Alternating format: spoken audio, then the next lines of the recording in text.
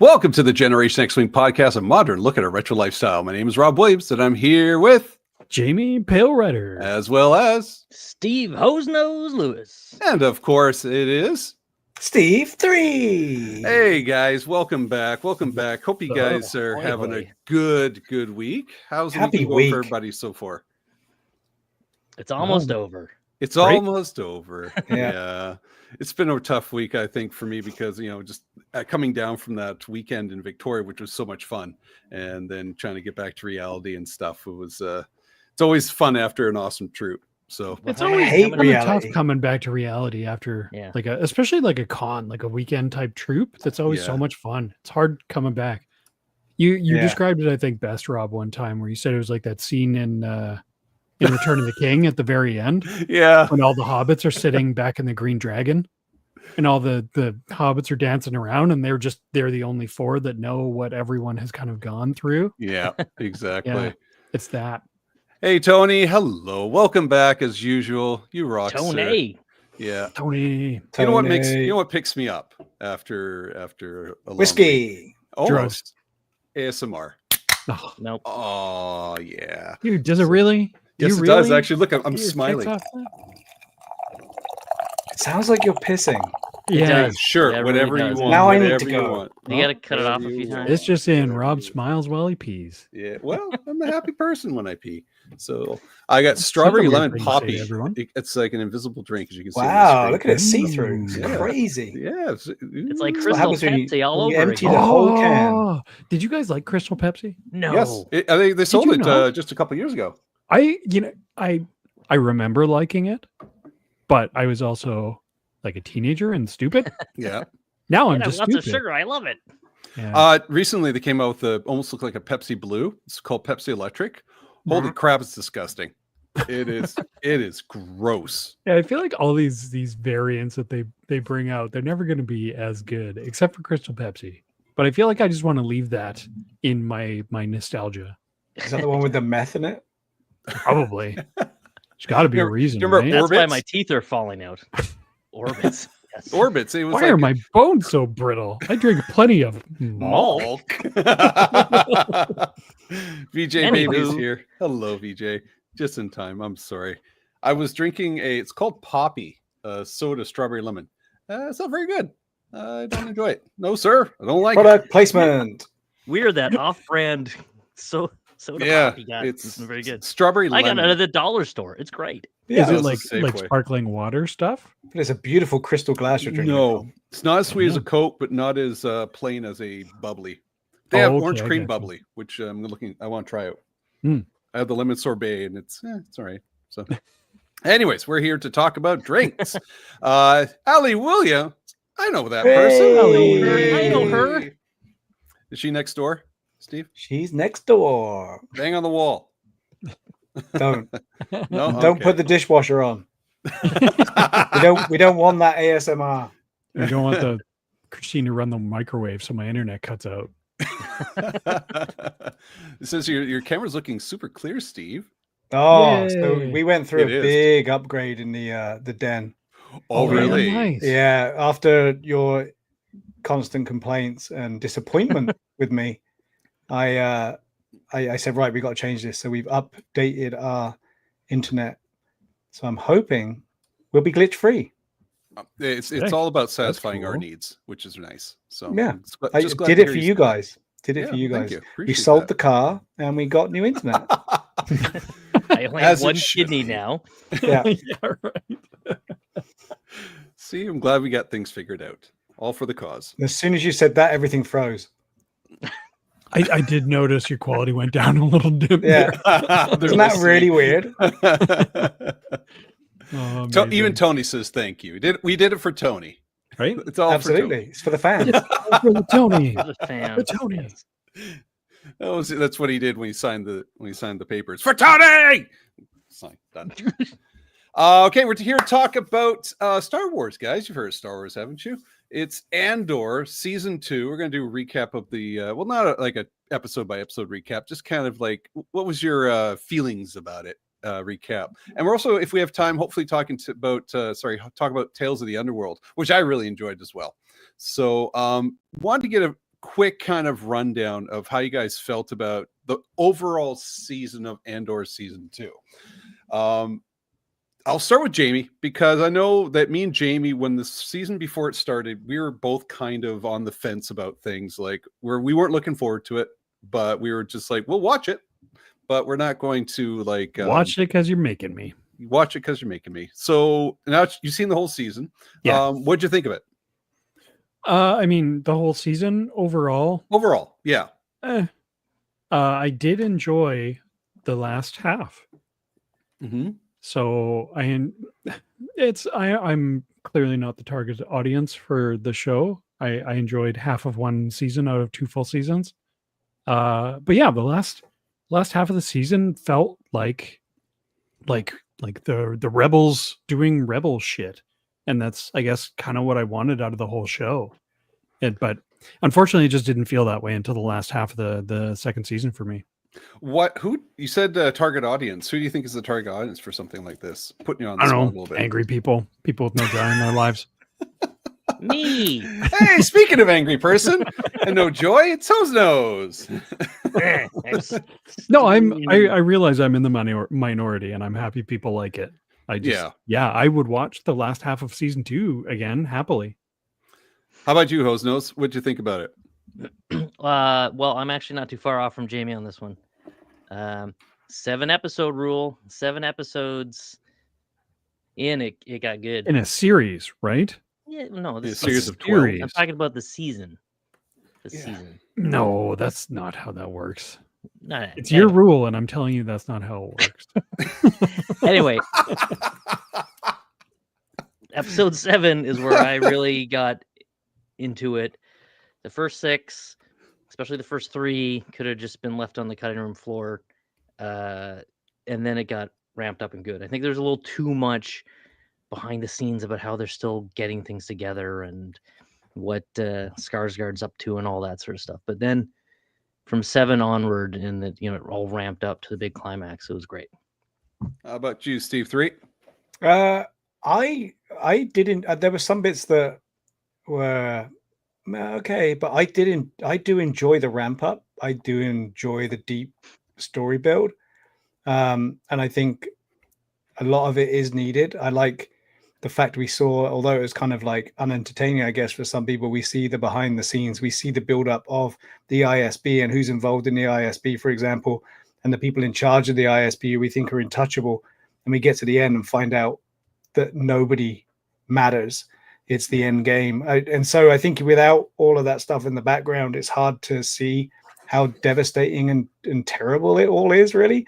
But I think it's the ISB stuff. I felt like we could have used more of it. There wasn't enough.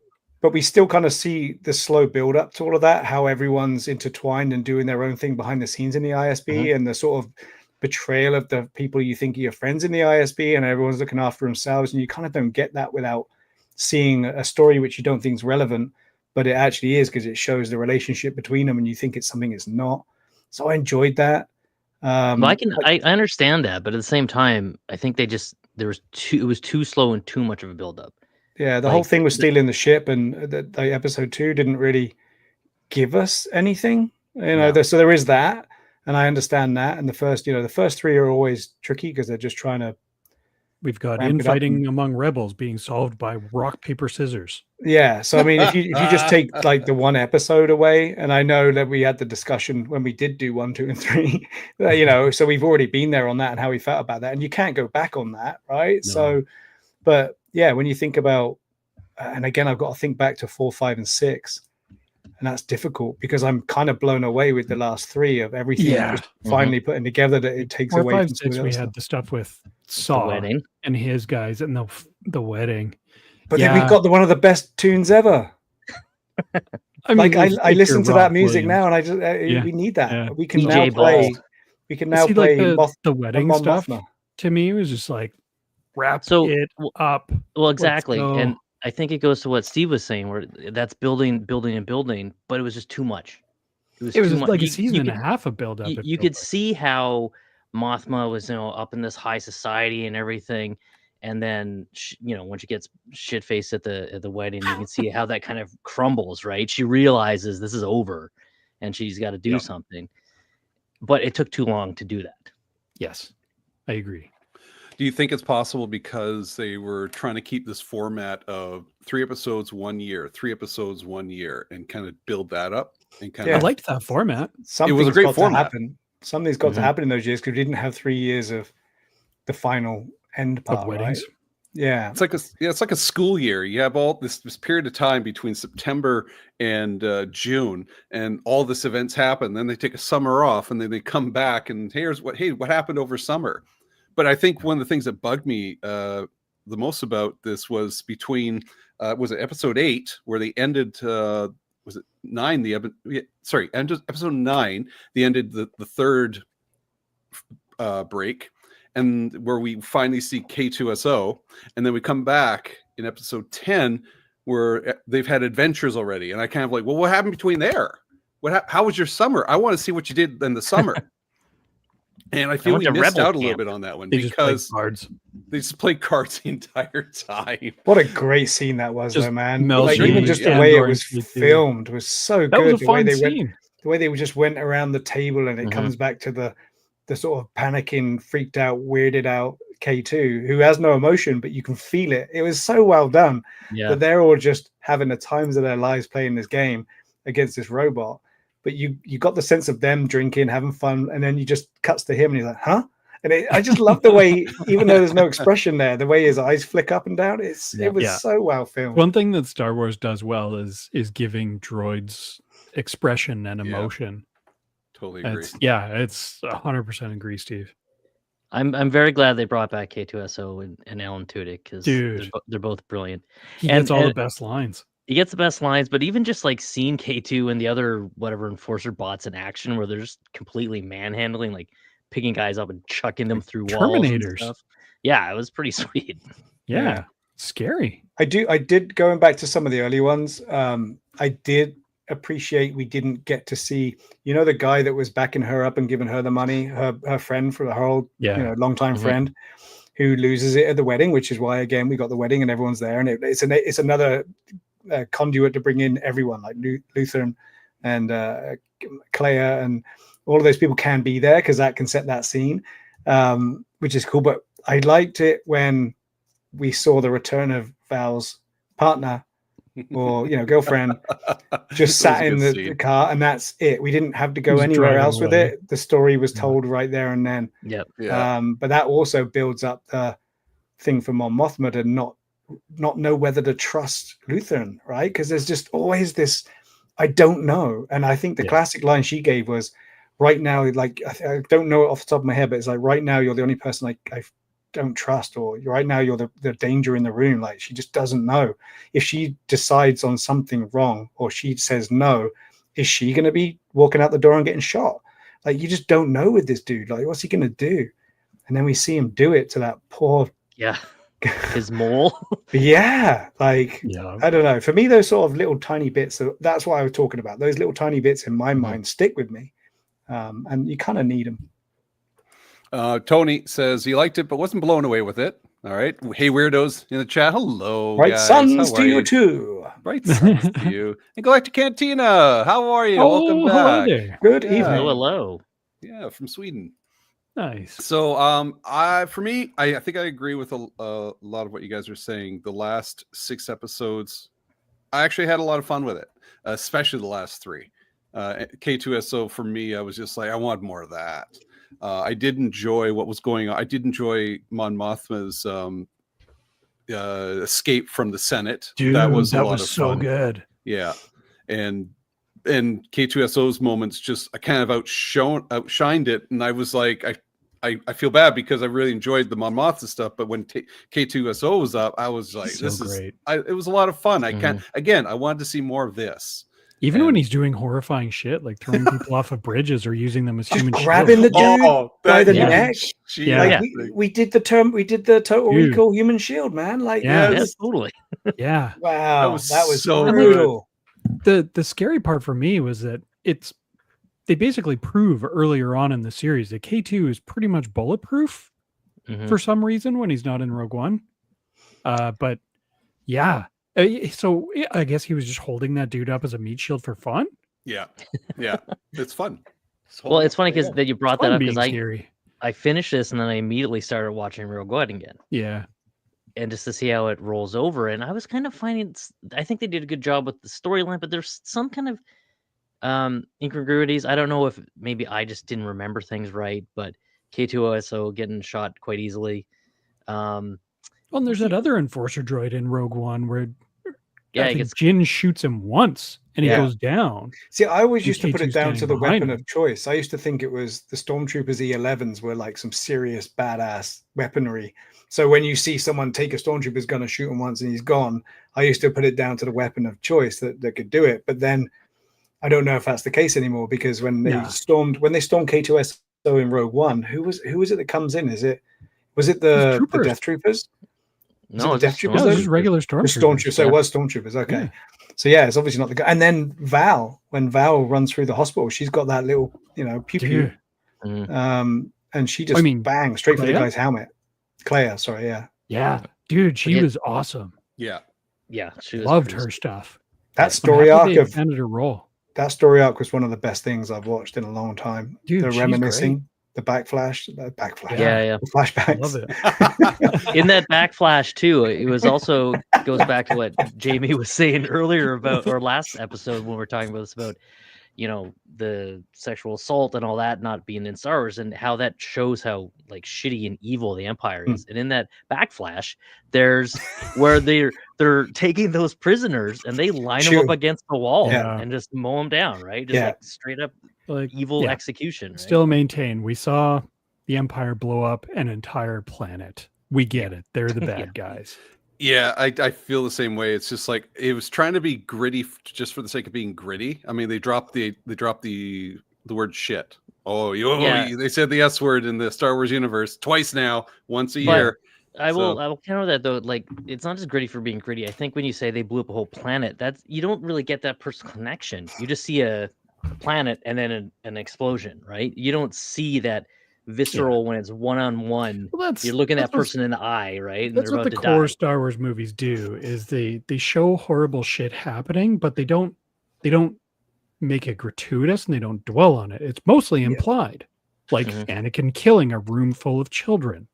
Yeah, it's pretty brutal. It happens. We're just not getting our faces shoved into it. Yeah, I was lucky enough to go to Disney Studios on a screening of was it 7, 8, 9, I guess? What the last three is? 12, 11, 10. So 7, 8, 9, which is the Gorman one.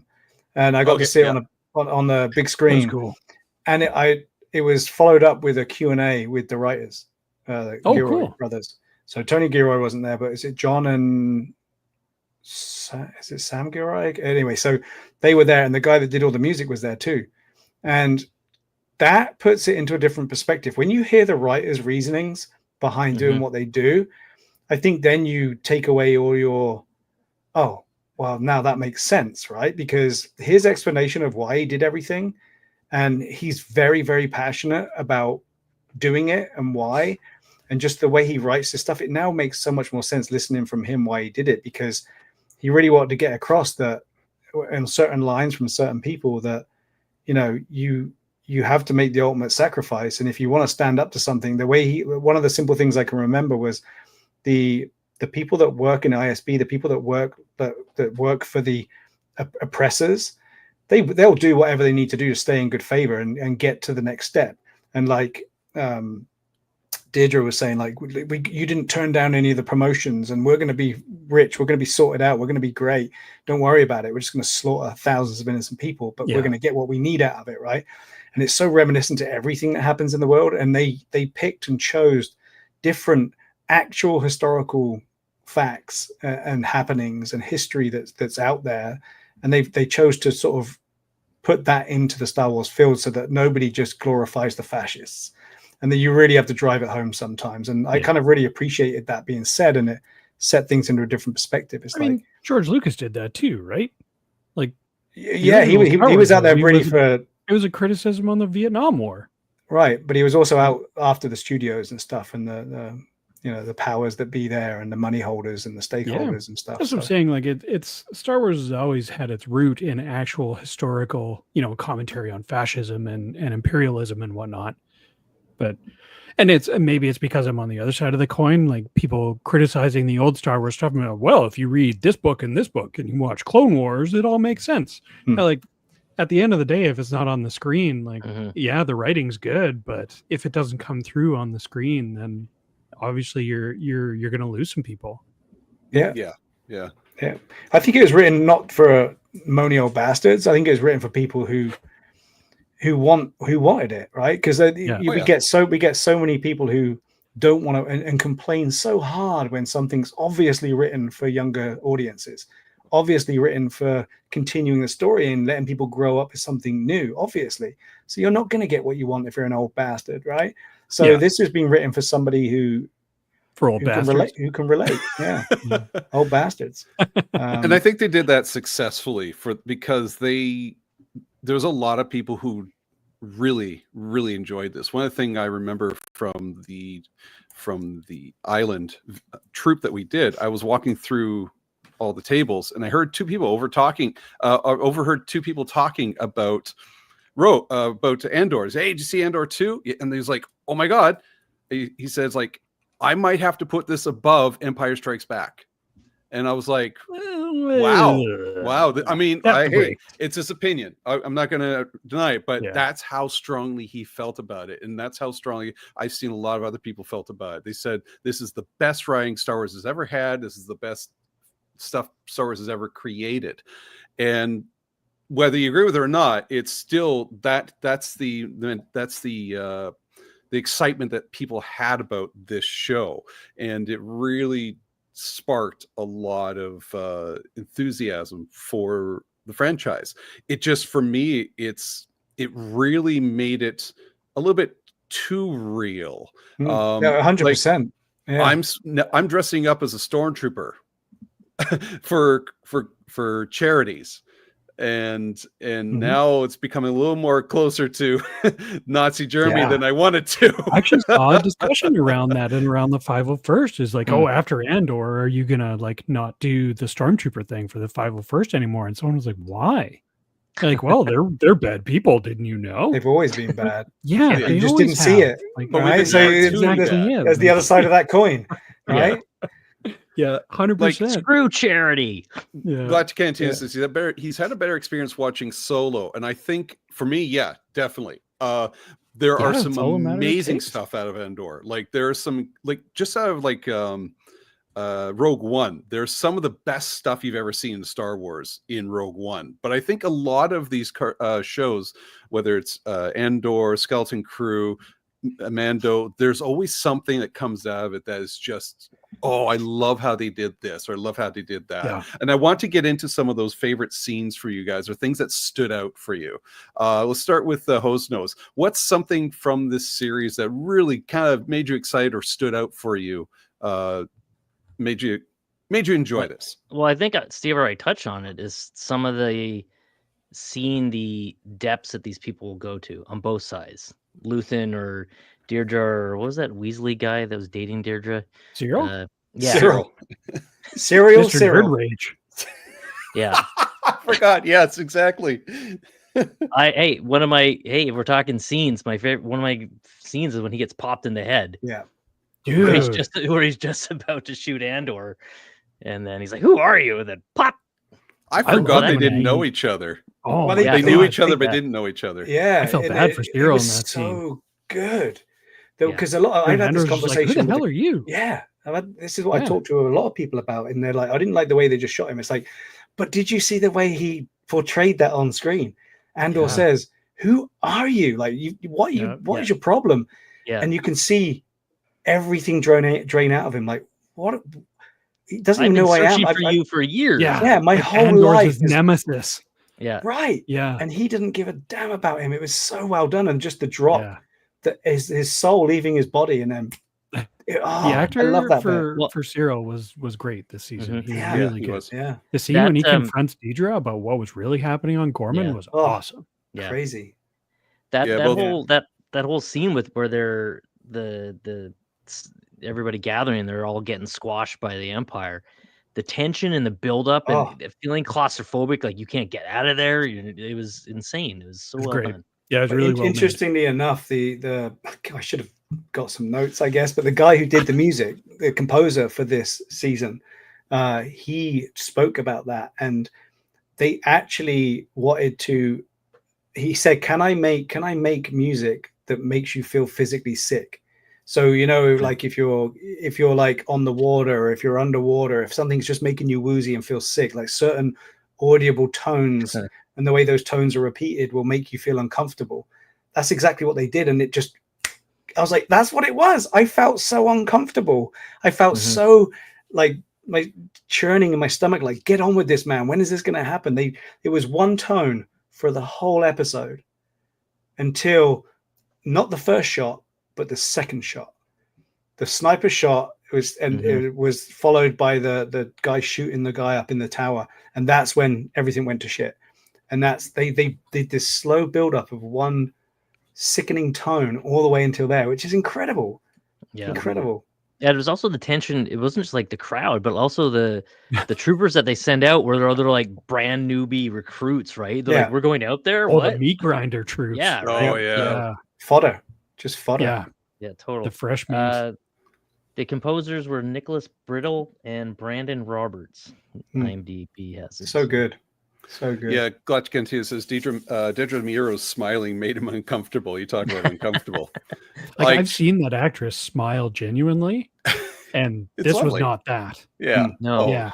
100%. That's a great I saw shot. a clip with her where she was talking about that, and she, I guess as a child, she had this real dour, sour face, and her parents were always making fun of her or telling her to turn that smile upside down, and then she's like gets on the show where she's like doing it all the time, and like I told you it was gonna pay off, right? Dude, and the caster's Yennefer too. It's like perfect casting. Yeah, that was an amazing scene. I think the whole events that were leading up to that, it surprised me how Cyril kind of switched off and then went kind of like, you saw that he was kind of, I get it now. I finally get it. And then he kind of goes back to his old ways when he sees Andor. It's like, no, I got to fucking get him. And now I gotta go back to old Cyril again, and it kills him. It gets him in the Empire. But when Ahab, right? But when that's a great reference. Yes, definitely his white whale. But when he's choking Dedra, I mean, this whole season is about choking. It's about the collar being too tight. Everything's always about coming to a point. I mean, she's pulling the collar all the time, and in the end, it's just like I thought for sure Dedra was going to be dead that moment. Because he was pissed. Nah, he's too good of a dude. I think that was like, I don't know. It just felt like he was the whole series. He was just trying to be a good citizen. Like he was trying to do what he thought was right. He's definitely trying to do what he thought was right, but I think he's not trying to be he's looking for recognition. Yeah, and we get that because of his mother, right? His mother has just polluted his mind. His mother was such a terrible person.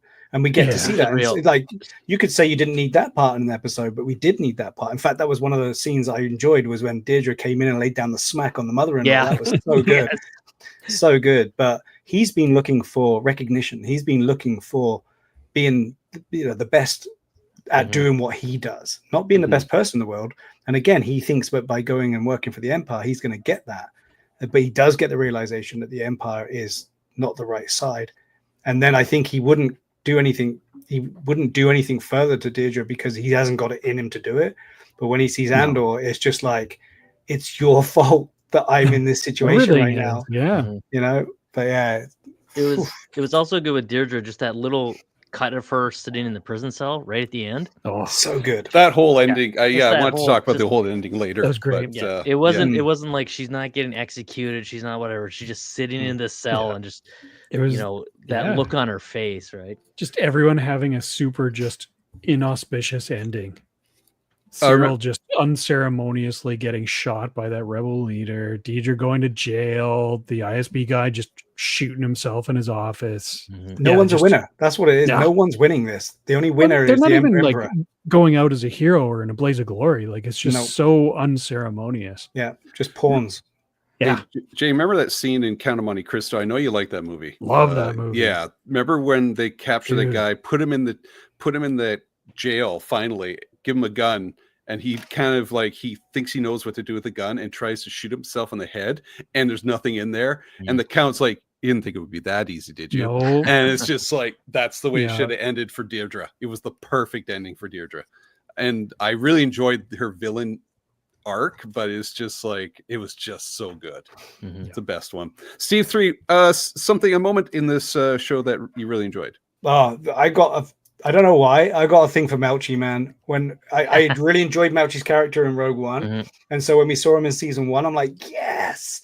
Like I didn't care about Gollum coming back. I wanted Melchi to come back, and he came back with force. Like he came back, he was a badass, and he was ready to go. He's the rebel grunt, right? Like that's who we want to see. He's the Sarge, man. He's the guy that you can rely on. He's going to get it done. And so it's good to see him come back. I enjoyed the scenes where they stormed the building to rescue Clea.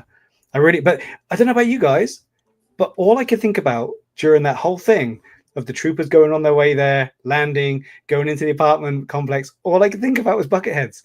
And I know I spent a lot of time. I was thinking that too. But all I could think about was Bucketheads when we stormed the apartment, throw in the flashbangs. Like it was like, oh my god, this is. I thought of that too. I was had memories of that. Yeah, I didn't make that connection. So but what a great. Are Andy and Marco gonna sue them now? They can't. You can't sue anyone if you don't own the property.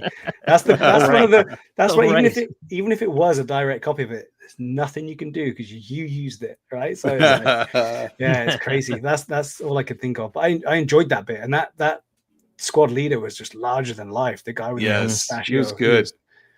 It's weird though for me watching a Star Wars show and everyone's English. It's weird to me.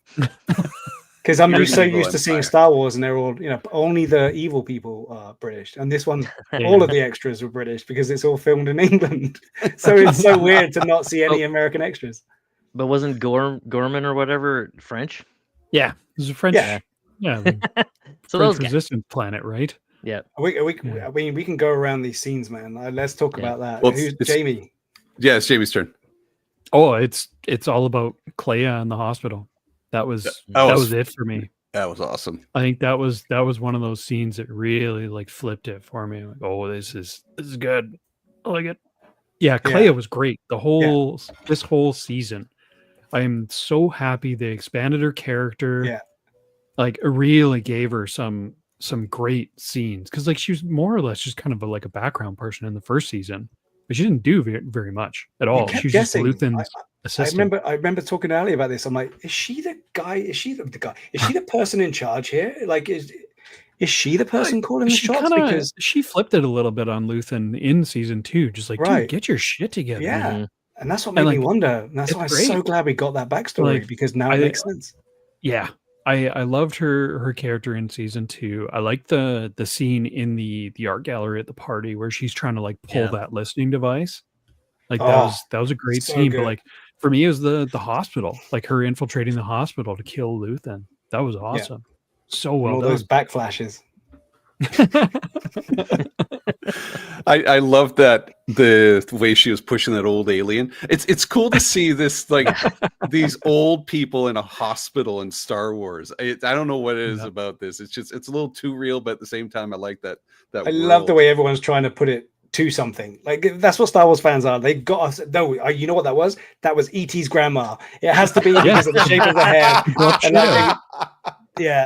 Yeah, it's so funny. Exactly. But I just love who's in the wheelchair? It's Glupshido. It's gotta be. It's E.T.'s grandma. It's got no species. I'm literally on it right now. The alien's name was Fiza, but it says species. Fiza species, because there was 3 others sitting in a park, looking old women on a bench feeding the ducks. So apparently it's the old. So that every species now it's going to be an old species. They're all made of like nannies with blue hair or something like that. So, that's good. I love the hospital scene. It was so good. Yeah, she was a badass. Yeah, she was awesome. It made me actually care about her character finally. And I was kind of hoping for that. It's just like I don't remember her in the first season at all. And this one here is just she had some cool character. Yeah, for me, it made me care about her when she like basically like slapped Luthen. She's like, dude, like, get your shit together. Mm-hmm. She's like, oh, so she's not just like the dutiful assistant. Yeah, she's actually like invested in the cause. Mm-hmm. Did you enjoy the backstory with her as kind of like the adopted daughter in a way? Yeah. Jamie. Yeah, it was pretty good. Yeah. It wasn't my favorite part of the show. I don't know. It felt weird that she was, I don't know. She seemed a little too smart and capable. It kind of took me out a little bit. But I did like the scene on Naboo. Yeah. That was good. But we don't know the planet that she was on. We don't know the type of people that we don't were know on her that planet. background originally. Exactly. So, she just could be another, it's not just Leia. It could have been a Clea as well that were badass, just really strong people who, but he molded her that way, right? He molded her that way. And they're just like, it's like Last of Us, right? The same sort of thing. It's kind of two people surviving, literally surviving. And I like you said it was like the fatherly figure, but in some ways it wasn't, because there was one scene where he's like, all right, I'm just taking the money and walking away, right? Where the execution was happening. He's like, nope, not my problem. I'm walking away. And so he was just ready to ditch her right there. Right? Oh yeah. It gave me I call it Ronin, like the professional. It gave me that sort of vibe too, of a little bit, professional taking someone under his wing and sculpting them into something different. Yeah, it was cool. Yeah, I could definitely use more just Clea doing scary rebel shit. I love the actress and the character. It was great. My favorite season, the Galactic Cantina mentioned it. It's that finger on the head. I freaking love that. That apparently that was unscripted, and like Krennic, Mendelsohn, is that the actor? Ben Mendelsohn. Ben Mendelsohn. Yeah, great God actor. damn, like he was okay at the beginning of the season, but he was friggin' amazing at the end. He was just unhinged, mean, power, scary. Power. Yeah. He's a scary son of a gun. Yeah, and just that power move of just sticking your finger, talking down to person who is high ranking and just popping it right in the head. It's just like, I own you. I control you with one single finger. And the fear in her eyes, it's like, oh, it was so good. That whole scene of just the interrogation. And there was cool moments from Deirdre where she's kind of like scoffing at, like, come on, give me a break. Even at the end, right? She was like, well, you need me. And he could just see him so frustrated. That's when he just clamped her head in his hands as if to say, we're just going to get by without you. I loved that line. Yeah. I loved that line. They're all dispensable. So, and that's just the world of the Emperor created, right? Everybody is just trying to beat each other to climb up that pole. Yeah. And who cares who's at the top? That's all they want. And, that's how a lot of these sort of governments are formed, that in real world, right? It's just beat the shit out of each other until whoever's standing to my right is going to be right hand man until the next person's there. So yeah, I loved it. That said, I was a little disappointed we didn't get Jimmy Smits as Bale. Yeah, I don't know how I feel about that, because I did enjoy him in what we've seen him in, but to me it would have been, I don't know, it would have been weird to see him portraying his younger self again, because we've already seen it once. And I thought the actor did a great job, like didn't miss a heartbeat. But I don't know what we would have, because I think if you'd have seen him there, it would have been, like we talked about on the other shows, like the fan service almost. It's like, we're going to bring him back because we need him, but we're telling an earlier story than when we've seen him even in Rogue One, when they had to bring him back from Clone Wars. And I don't know. I know what you mean. We had him in Kenobi, and that's earlier than Rogue One. Yeah. And like did it this work? too? Like, I loved him in Kenobi. He was awesome. And Jimmy Smits is an amazing actor. I definitely missed him. It is a few years later, though. So, like in the real world. So, people age, and nobody likes the way I understand computer de-aging that happens these days. I wouldn't want them to de-age. Like they can go ahead and leave that trend in the rear view. But I just assumed that it was just like a scheduling thing. I get the actor who played the Bail Organa. Who was it in this one? Benjamin Bratt. Benjamin Bratt. I get them confused every once in a while. I'm going to be honest. So I thought I knew it wasn't Jimmy Smits, but at the same time, like that's a good replacement. And I was thinking maybe Jimmy Smits is too old at this point. And but he had other commitments. Apparently, they just couldn't break the commitments. Who cares? Yeah, love Jimmy Smits. Yeah. Steve, Hosnos, it's your turn. Anything else? We got a lot of other scenes probably. So anything stand out for you? Somebody already mentioned it, but the extraction from the Senate, getting Mothma out. Mm-hmm. Just great. Again, that tension building, the assassination attempt, and Andor just coming in and just like taking control, and her having to believe him, right? Yeah, because she still distrusts Luthen, right? So she's like, I don't know if I should go with you, right? So and the pacing of it and everything, it was awesome. Yeah, it was good. It was really good. I did enjoy that scene where he's like, that's the driver. Oh, don't trust him. Can you trust the driver? Nah, he's an ISB plan. Right, come here. Hey, pop. I got it right here. Like, pop. What's your name? Tony. Instantly. Yeah, fuck you, Tony. Mothma's reaction to it, she was like, not you, Tony. But no, not you, Tony. You're great, driver Tony. But she was just like her eyes were so wide, and she like, this is happening. Holy shit! That Dude, just happened. She's such a good actor. I loved her. She was awesome. Yeah, it's good. C3. I'm trying to remember stuff at the earlier because I'm not even going to pick one scene from the Gorman episode because even 2 episodes of Gorman were so good. But I really like. Sorry, I have to pause. We just told Tony to go. Oh, no, be very, very clear about this. Yeah, fuck you. Yeah, sorry. Apologies, Steve. This is an easy one, I'm sure. But when Deirdre shows up at the door, when we think Luthen's about to get away, and that whole interaction inside of the pawn shop was so good. And I talked to people about this as well because as soon as it happened, when I don't know what you guys feel about this. So when he says everything in here is legit, there are only 2 items which are questionable. My brain went straight to those 2 people. Yeah, not actual physical items, but just those 2 people. And a lot of people are saying, "Oh, it was the knife that he was going to use." And no, there was 2 people. I like better the people. Yeah, 100%. So good, such a great that whole interaction. And he's like, "This is it. It's game over." Yeah, man. Yeah, that was him admitting like the jig was So up. good. He knew what was happening. So good.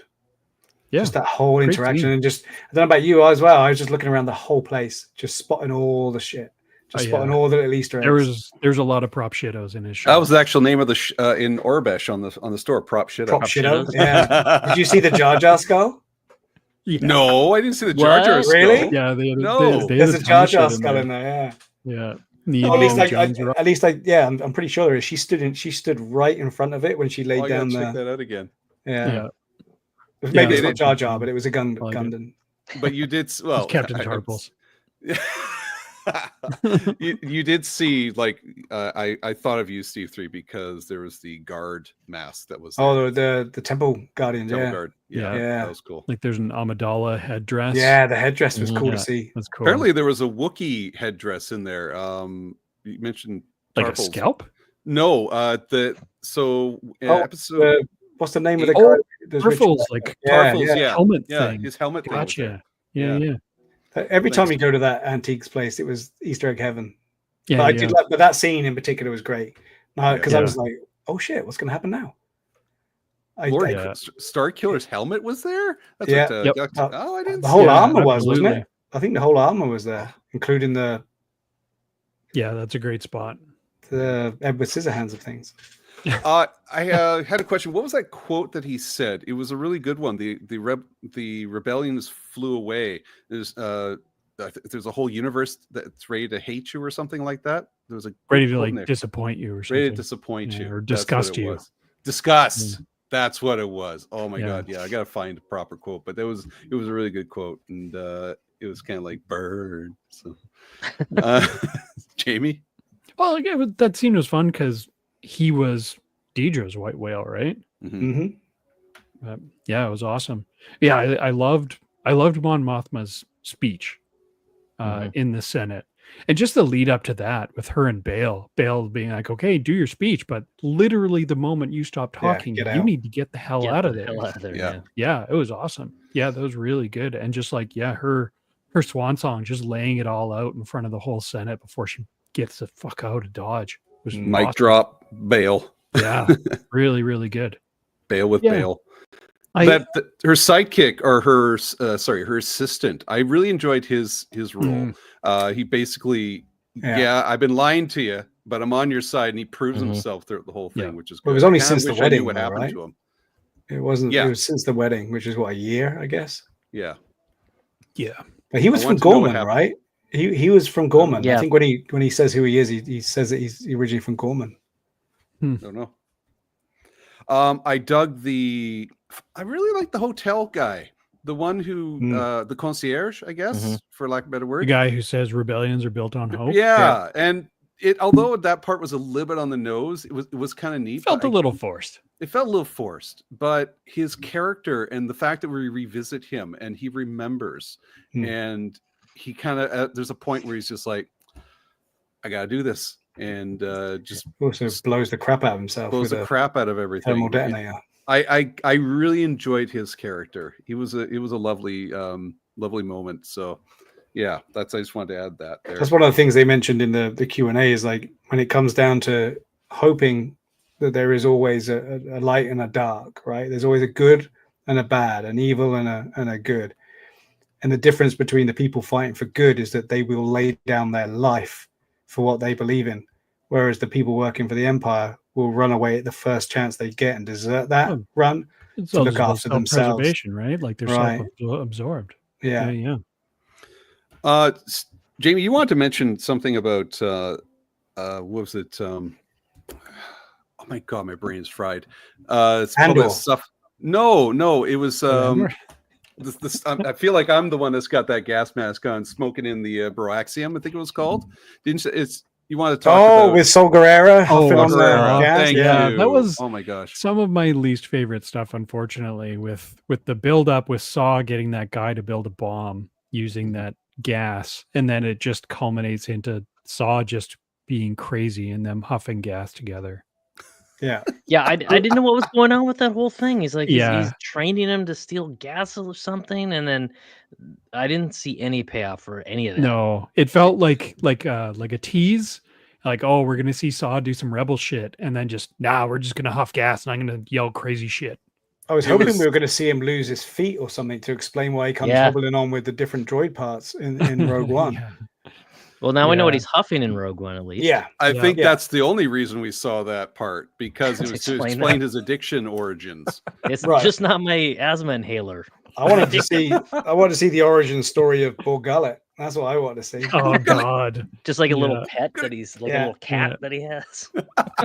More like blob thing. Moist little swipe. I can't whenever anybody says Borgullet, I always think of the big brain bug from Starship Troopers. Yeah. But that one looks like something different. Yeah, a little bit. Yeah. Maybe they're cousins. I don't know. Maybe. We're running out of time here. Just to wrap it up, and then we want to talk about Tales of the Underworld. So on an end, sorry, I just read Galaxy's Galactic Continuum. He's on that Galaxy Gas. The old Galaxy Gas. Okay, so how would you rate this in all these shows that we've gotten so far? Where would you put this, Jamie? Oh, that's a spicy move going to me first. Are we talking the whole series or just this season? Pick. Why don't we start there? Is it better than one or this? Yeah, was this better than one? That's actually a better question. Did you enjoy this better than season one? Season one? Yeah. Absolutely, without question. Me too. Yeah. Yeah. Season one was a tough watch for me. And it felt like an entire season of building up to something. Yeah. And as it turns out, it felt like it was all built up to the last 6 episodes. I think I don't have to say anymore. Hose knows. You and me are in the same wavelength. Hello. How about you? Did you enjoy this better than season one? Yeah, but not for the same reasons. I did enjoy it more, but I think the arcs were great. I think the acting was great. I was totally entertained. entire time, except for maybe a few episodes. But yeah, no, I did enjoy it better than season 1, but I'm not pooping on season 1. Steve 3, how about you? Yeah, it definitely was more in depth and more intense, faster and more intense than season 1. But I can't take away Narkina 5. I really enjoyed that arc. I enjoyed seeing him get out of Narkina 5. It was fun. It was good to see that. Just something different. But again, people don't want to see the prisons or the treatment of the people, right? They want to see starships and lightsabers. But I enjoyed that. Again, I saw Mouchy at the end, which was great, and we got to meet him. That's why I enjoyed the prison. I think my man crush on Mouchy. But I think season 2 definitely had a lot more. I mean, that whole raid that they did in season 1.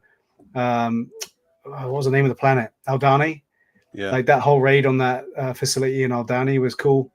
Getting to meet those other people and the backbone of the rebels there, doing that stealing of all those credits and stuff. That was a great arc to see go down. Mm-hmm. So there are definitely good things about all of them, and there are missable things on all of them. But overall, I enjoyed it. I did enjoy it.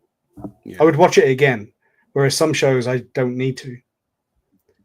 Okay, last question before we move on. Did anybody go watch Rogue One right after? Yes. Same here. Hard enough. I skipped fast forward to just where we meet Andor on the Kafrene. I just fast forward right to there just to watch a few minutes. I hear a lot of people did immediately go to Rogue One. You know why? What's next? Because guess what happened on Disney Plus? As soon as you finished Andor season 2, it came up with Rogue One continues. You just press yes. Well, of course it would, but I mean, you didn't have to say yes. I mean, Jamie had the power to say yes, say no. I did not. So.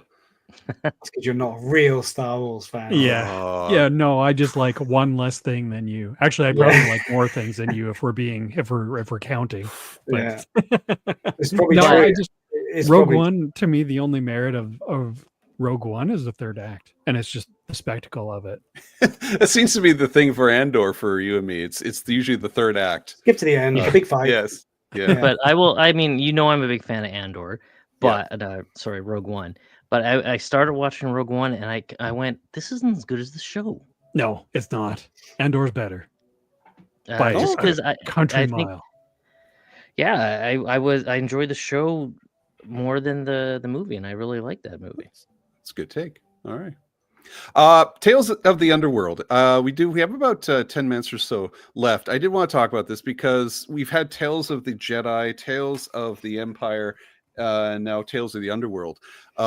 What'd you guys? I'll start with Steve 3. What'd you think of the show as a whole? The show as a whole, I really love the look of it. The characters that they chose to follow the path of, I was really hyped on. The storyline that they followed for Sarge Ventress was interesting to me because I'm not a novel reader, so I've heard about it through the grapevine. So I was really interested to see her come back and what she did before we saw her again in Bad Batch, right? So I'd heard a lot about it, and I was looking forward to seeing it. I think that character is so badass. I really do. I like Ventress.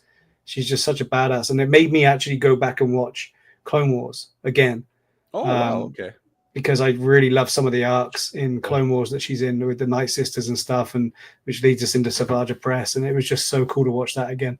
So yeah, I dig the look of it. Like the guys up there in Lucasfilm Animation just do such a good job with the way it looks. I liked it, but we'll move on, I guess, because that was what you asked me.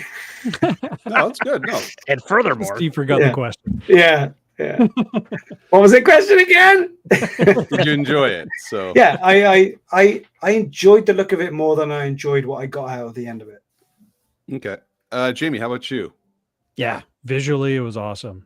It was really, really good, and I'm also a huge Asajj Ventress fan.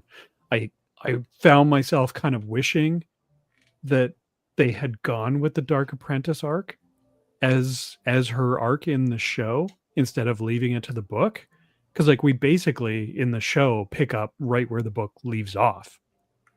Like the book ends and then Asajj Tales of the Underworld starts. I'm like, no, I want Dark Apprentice though. That story's so good. But either way, we got some cool Asajj Ventress stuff. So help me out here. So I'm not reading the book. Is this straight from the novel of her trying to get dying? onto the well, not the dying part, after her trying to get No. onto the okay, so this is they're So making like up Dark something Apprentice is a whole arc that I think it was planned to be like a Clone Wars arc before it got canceled, new. Okay. and then they just said to hell with it and turn it into a novel. It was basically about her and Quinlan Voss, Great. and Quinlan Voss being sent on a mission by the Jedi to assassinate Dooku, and just them kind of struggling with the morality. I think I've seen some really good lost footage of that where they would already like sketched it out in previs or something like that. Yeah. It was like the Bad Batch where it was like in development and then the show just got canceled. Okay. So it's too bad we didn't get it. I feel like that would have been more fun. But like what we got was really good still. Like it was still awesome Asajj Ventress action.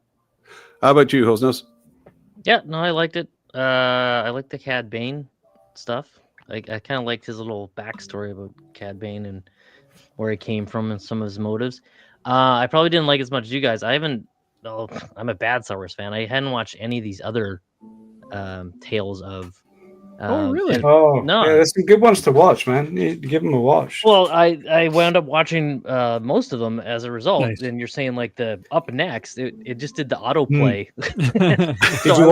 Did you watch Tales of Jedi with Dooku? Oh man, I didn't get through those yet. I did all the Empire ones because I was actually at home sketching stuff and doing some work, and then I was sort of like half watching, and I didn't realize that it switched to the Tales of the Empire until it got to the whole.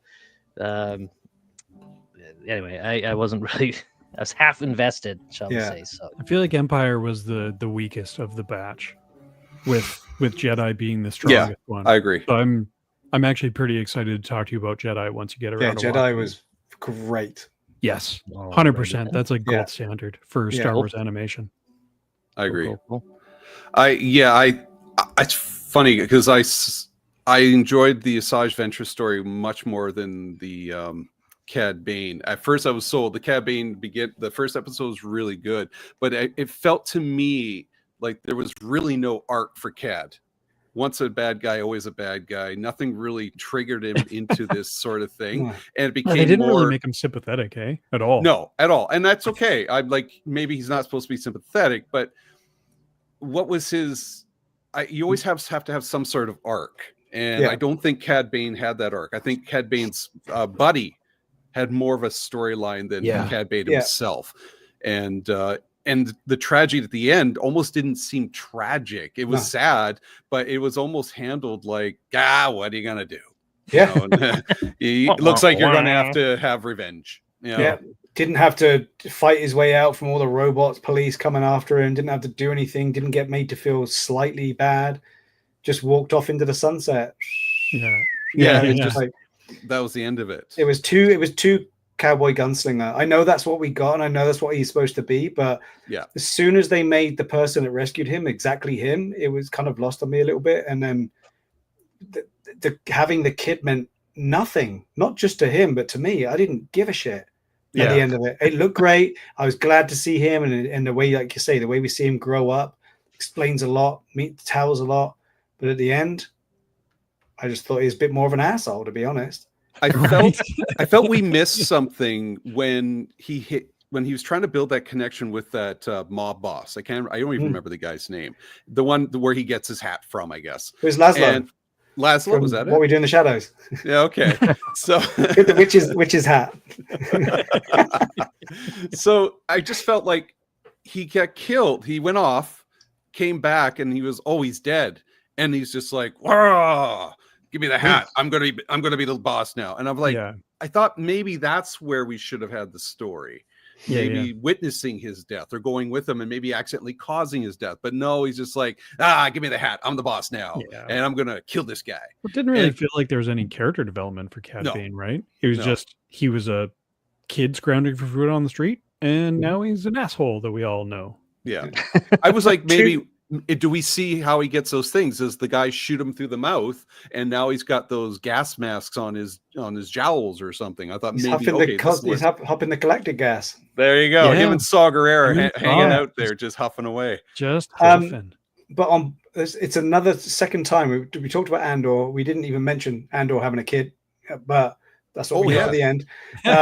But there was a scene when oh my god, I can't remember her name either. Vix. So when Vix is chatting to him before she leaves him, they do this thing, and I noticed it on Tales of the Underworld as well. She held her stomach as she came up to talk to him, and I'm like, I remember turning to Ali at that point, going, "Is she pregnant?"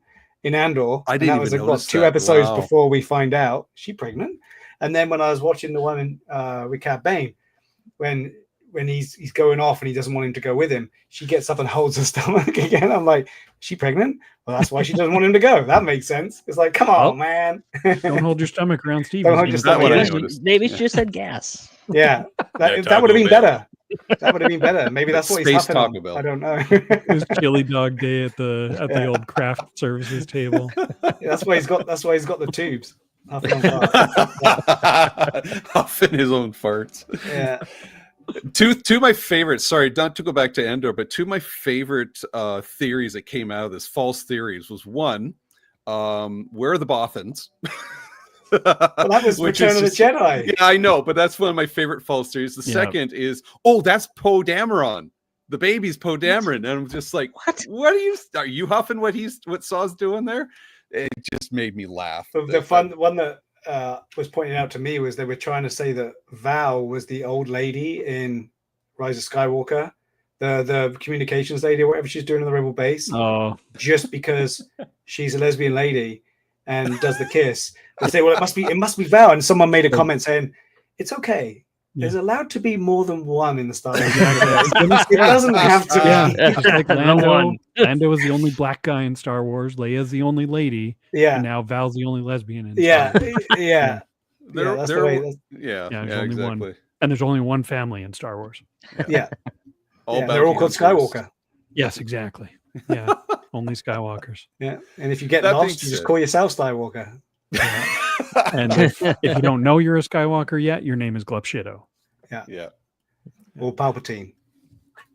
We got to wrap it up here. Thanks, guys.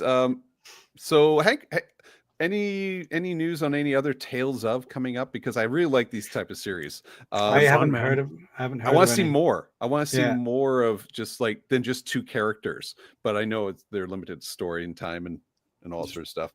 Tales of Rebellion. They can do whatever the hell they want. The cool thing with Tales of is that you mentioned, I think it was you, Rob, that mentioned earlier, or maybe Jamie, maybe Steve, I can't remember, but somebody mentioned about wishing they could have seen the story. It was Jamie. You want to see the story in between what we got, and I think that's the beauty with Tales is that you've got, and we've said this so many times, the way that they animate these characters, the emotions they bring out of these characters, just the overall in way you lose yourself in these animations. Tales could be a way of just filling in the gaps, like we've seen with so many of the animations. I would love to see more. The stuff in Tales of the Jedi. I don't want to say too much because Steve or Hosnose hasn't watched it yet now. But so that stuff is awesome. I would like to see Tales of just seeing. Dang it!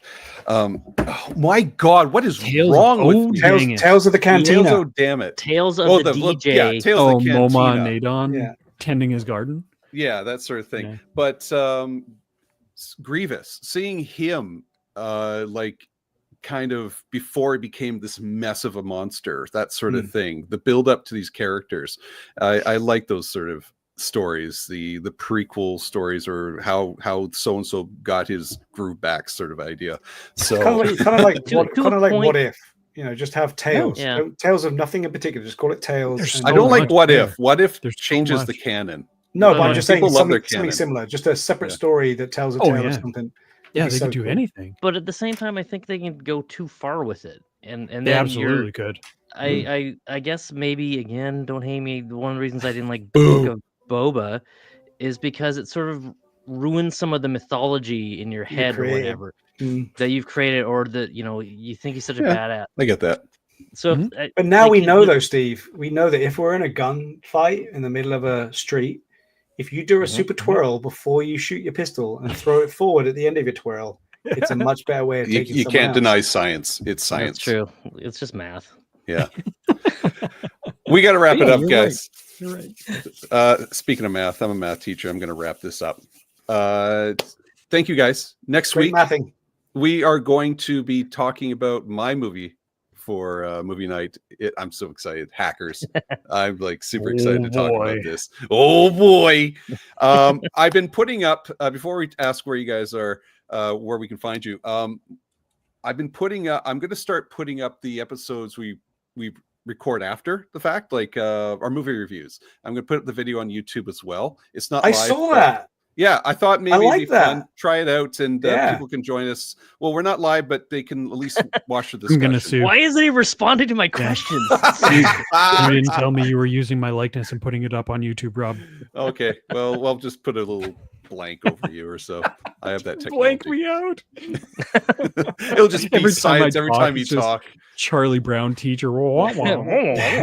That's a good point there, Jamie. I like that theory. Right you are, Ken. And when you host, it's a mess. It's just. Anyways, where can we find you, Jamie? You can find me on our somewhat ongoing YouTube series on the Generation X Wing podcast YouTube channel called Ready to Believe. Not much happening these days. Ghostbusters Day is coming up. I don't know really what we're doing. If anything, I'm sure we'll do something fun. Still partnering with Tools and Talent. Tools and Talent got a big new partner. Did you see? No, I didn't. Not us. He got Jason from Ghostbusters News, who's a fellow Canadian, is now a Tools and Talent partner, which is really cool. Cool. Bravo. That's I feel like good. we're in pretty fancy. We're hanging with the cool kids. The cool kids rubbing table. elbows. Yeah, Pick it that's up. awesome. When is Ghostbuster Day, by the way? It's last year was June 6th. Now it's like June 7th or 8th this Is year. it like the I don't know, first just Monday because it of falls on a of weekend. month? Yeah, it's like how it's like Easter Labor works. Day. Yeah, And what I makes think it Ghostbusters Day, Jamie? Is it when the movie dropped, or it was when the first movie came out. Okay. Yeah. So I think like the actual Ghostbusters Day in New York at the Firehouse, it's basically just the weekend now. So it's going to be June 7th and June Gotcha. 8th. right? So yeah, I know. Actually, yeah. Is Steve? Do you know if Ryan's going to be there? I know In they New have York? Yeah.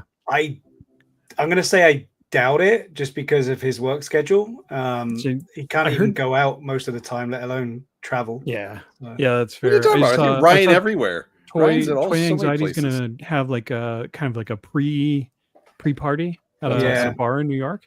That would be a lot of fun. That'd be really cool. Honestly, a lot of people just aren't traveling right now, full stop, into the States. So I don't Fair. think. Okay. But it's a great Totally thing to fair. travel. I really don't know. Yeah, I really don't know. But most people aren't going to I know he's travel. busy with work and whatnot. Yeah. But yeah, I'll have to ask him. Are you going to go? Yeah. I wish. No, Yeah. but no, Okay. no. I'll go one day or one Okay. year. Yeah. 3-4 years from now. Yeah, I need to do the pilgrimage to the actual firehouse at some point. That'd be cool. I keep getting Yeah, the that would be fundraising cool. merch. Yeah. Oh yeah, I guess the fundraising merch from the firehouse this year is a Ladder 8 license plate patch. That's cool. So That's it's, every year the Buffalo Ghostbusters do patches and coins for Ghostbusters Day for sale at the firehouse, and all proceeds go to New York fire stations and 9/11 First Responders Fund. Nice. Yeah, it's awesome. Apparently, Maybe you they're should- releasing Oh, a sorry. CD. Sorry, Tony says I want to get Oh, the yeah. CD they're releasing Yeah. for Ghostbusters Day. Yeah, that'd be cool. Yeah, Like a music CD. I guess so. Okay. Yeah. Well, they always, I think mean- every year they get like the Alessi brothers there to perform Saving the Day live and all Sweet. that stuff. That's cool. Yeah. That's cool. Get Yeah, Air that is Supply cool. doing their hit song from Ghostbusters. I know you love that one, Rob. Sorry, Steve 3. Where can we find you? You can find me on Instagram, Shitspeckle Muppet Fart and Steve3D. And I popped my cherry. I went live and did some unboxings of all of my micro galaxies. When? I missed Been there this. both times.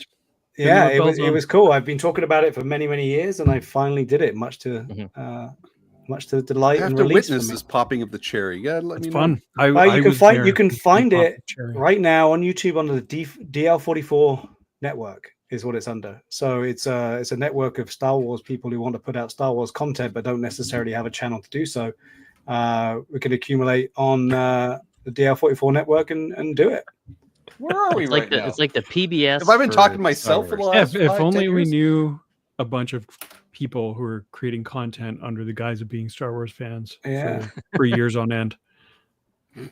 So yeah, you can find it there and you can see it for live. But yeah, live? You can also see it live? Yeah. You can actually see it live. You can actually see it live unboxing without having to get voiceovers of the flaps being opened. 10:30 a.m. Saturdays. It's not. You don't know. Whenever I get the chance, whenever I've got free time, that's the thing. It's just literally a keep your notifications on, and maybe something's going to happen.